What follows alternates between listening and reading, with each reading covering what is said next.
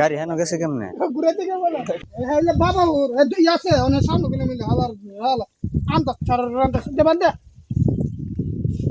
একটা Bieber tag ঘুরাইতে গিয়া ভেগে দিয়া নাকি উল্টা খালে পড়ে গেছে। শখের চুলগুলা এবং গাড়ি মুছগুলা একটু পরে আর রেডি থাকবো না guys. Hey guys, welcome to my new blog. আর এখন বাজে সকাল 9:30। তো যাইতেছি টাউনের উদ্দেশ্যে।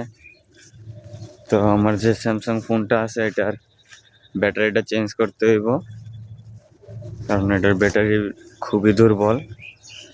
এটা তো আপনারা জানেনই, আমি যে বলছি গত 2-3 দিন ধরে। তো এটা নিয়েই চিন্তা ভাবনা এবং এটা নিয়ে একটু গবেষণামূলক পরিস্থিতিতে আছি। আর গতকালকে ঢাকা গেছিলাম এটা নিয়ে, কিন্তু সময়ের অভাবে বা ওইরকম ভাবে গুলিস্তান যাওয়ার মানে সময় বা ব্যাকআপটা আমি পাই নাই, যার ফলে এটার ব্যাটারিটা ওইখান থেকে আমি চেঞ্জ করতে পারি নাই। তো আজকে সারাদিন ফ্রি আছি, তো এখন রওনা দিয়ে দিছি। সকালে ঘুম থেকে ওইটা নাস্তা পানি করে এখন রওনা দিয়ে দিছি গোসল টোসল করে।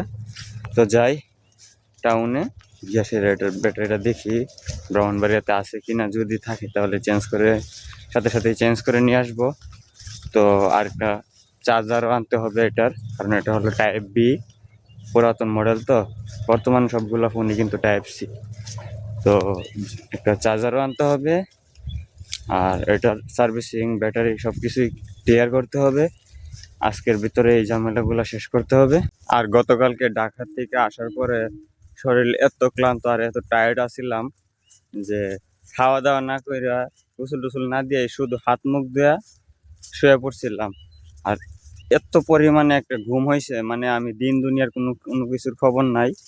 সোজা ঘুম থেকে উঠছি সকাল 9টার দিকে, এই রাত্রের 10টায় শুয়েছি, সকাল 9টায় উঠছি। একটা না, প্রায় 11 ঘন্টার মতো ঘুম হয়েছে। ফোনটা রাত্রে চার্জ দেবারও সময় পাই নাই, মনে ছিল না। তারপরে সকালে 9টা বাজে উঠা ফোন চার্জে লাগাইয়া গোসল টোসল দিয়ে নাস্তা পানি করলাম। এই পরে চারিদিকে ফোন ফুল চার্জ হয়ে গেছে। আর এখন রাস্তায় উঠার পরে ভাবছিলাম অটো দিয়ে সোজা টাউনে চলে যাব, কিন্তু তারপরে মাথায় আসলো যে না, আগে মার্কেটে যাই, গিয়ে একটা চা খাই, তারপরে একটু রেস্ট করে তারপর রওনা দিব। আর এই যে ফুটবল খেলার মাঠ এই ওই পাশে পুকুরের ভিতরে। তো এই মাঠের দিকে চাইলেই মানে পুরোনো দিনের কথাগুলো মনে পড়ে যায়। কত সোনালি দিন, সোনালি শৈশব গেল আমাদের। আর এখন কাজে ফ্যামিলি নিয়ে ব্যস্ত, সব কিছু প্যারা টেনশন সব মিলাইয়া দিন যে কীভাবে পার হয়ে যায় মানে বলতেই পারি না। জায়গার মধ্যে কি হয়েছে, অ্যাক্সিডেন্ট হয়েছে না কি জানি হয়ে গেছে হঠাৎ করে, তো বুঝতে পারতেছি না। তাছাড়া গাড়ির সিটও দেখা যায় নিচে পড়ে গেছে একটা, আর 2-3টা গাড়িও আটকা পড়ে গেছে, নাকি গাড়ি উল্টাই গেছে বুঝতে পারতেছি না।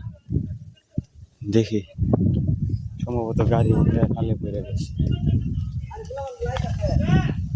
গাড়ি কিভাবে উল্টায় নিচে পড়বে এটাই তো বলতেছি না।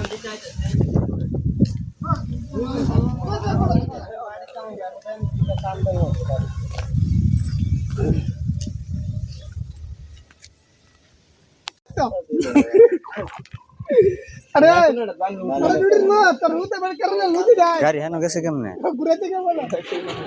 হ্যাঁ, নিজে নিজে ওই চাপ দিছে কোনো অন্য গাড়ি?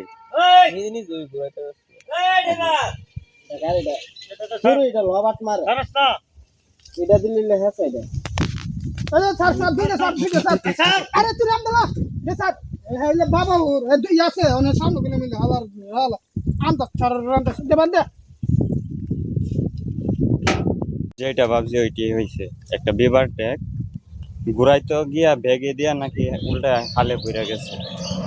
তো আমি বুঝলাম না হে কি মানে কি খায় গাড়ি চালায় যে এরকম একটা সুন্দর রাস্তার মধ্যে গাড়ি উল্টাই গেছে সামনে। কেমনে কি খায় গাড়ি চালায়, কি কইরা গাড়িটা ঘুরায় এটি আমি বুঝি না, যে গাড়ি বলে খালে পড়ে যায়। একটা জিনিস দেখেন, একটা আমাদের এলাকার একটা গ্রুপ আছে, কুকুরের গ্রুপ। এটি যে জায়গায় মন যে জায়গায় রাজনীতি শুরু করে এদের। এই যে 2টা 3টা কালো একটা 4টা আরেকটা আছে 5টা মিলে একটা গ্রুপ ওই যে উঠছে নিচ থেকে।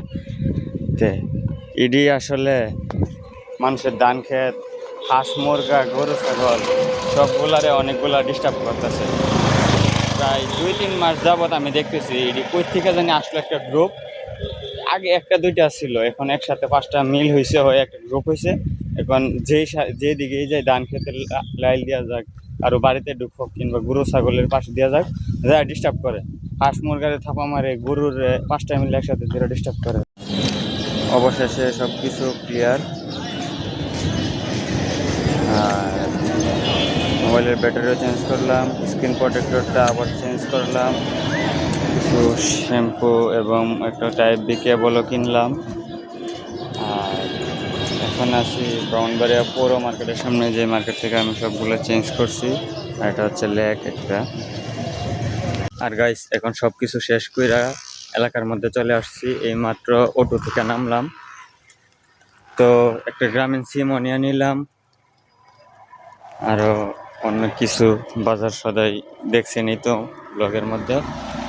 তাছাড়া রাস্তার মধ্যে এত জাম ধুলাবালি, মানে মাইন্ড ঠিক থাকে না। বুঝতেছেন, শখের চুলগুলা এবং গাড়ি মুছগুলা একটু পরে আর রেডি থাকবো না গাইস। এখন যাইতেছি সেলুনে। বাড়িতে যাওয়ার আগে এগুলা কাটিং কুটিং দিয়া সেট আপ কইরা তারপরে যাই গোসল টোসল দিয়া খাওয়া দাওয়া কইরা ফ্রেশ হইয়া তারপরে মার্কেটে আসবো। এতদিন ফোনটা মানে ফুল চার্জ দিলে 100% চার্জ দিলে সর্বোচ্চ 15-20 মিনিট টিকতো, তারপর অটোমেটিকলি অফ হয়ে যেত। আর এখন ব্যাটারি চেঞ্জ করে আনছি, এই যে 75% লাগাইছেন বেলা 88% আসছিল, এখন 75% আছে। বিয়ে বাড়িতে চার্জে লাগাইতে হইব। তো দেখি কত ঘন্টা বা কিরকম ব্যাকআপ দেয় ব্যাটারিটা, তারপর বোঝা যাবে যে আসলে ফোনের সার্কিটে সমস্যা না ব্যাটারি যে চেঞ্জ করছি এটি ঠিক হয়ে গেছে। আর আস্তে আস্তে পিছন দিক দিয়ে হঠাৎ করে 2টা আম পড়ছে গাছ থেকে রাস্তার মধ্যে। তো পিছনে ঘুরে দেখি একটা আম রাস্তার মধ্যে আছে, আরেকটা খালে চলে গেছে। তো আমটা বাড়িতে নিয়ে যাইতেছি, একটু লবণ দিয়া কামড় দিয়া খাইবো, মজাই লাগবে। তো আজকের ভিডিওটা এই পর্যন্তই। ভালো লাগলে অবশ্যই like comment share and subscribe করে দেবেন। Thanks for watching, by.